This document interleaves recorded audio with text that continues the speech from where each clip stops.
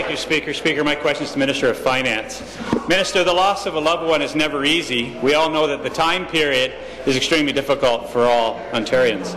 The estate administration tax underwent changes this year.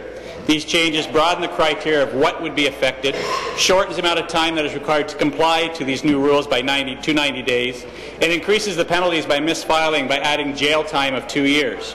Why is your government making it more difficult for Ontarians implementing these changes? Minister of Finance.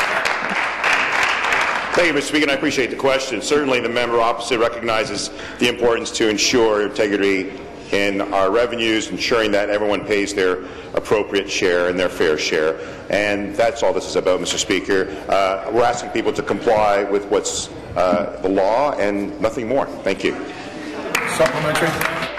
Speaker, Minister, what you're asking people to do within a 90-day time period, which may be impossible for some to actually get the documents. If they don't do so, they're going to jail. That's ridiculous, Minister. We on this side of the House hope your government isn't trying to find new ways to tax people after they die. Are you scrambling to cover your government's financial mismanagement?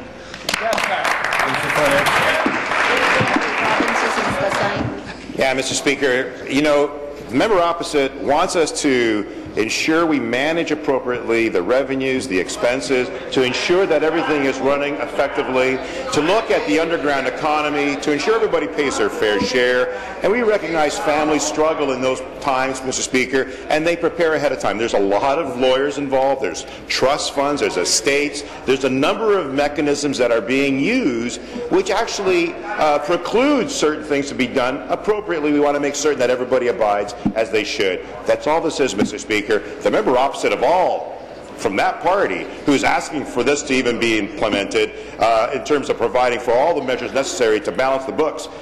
This is not about balancing the books. It's about just making sure everybody complies. Thank you, Mr. Speaker. Thank you. Your question, the member from Hamilton.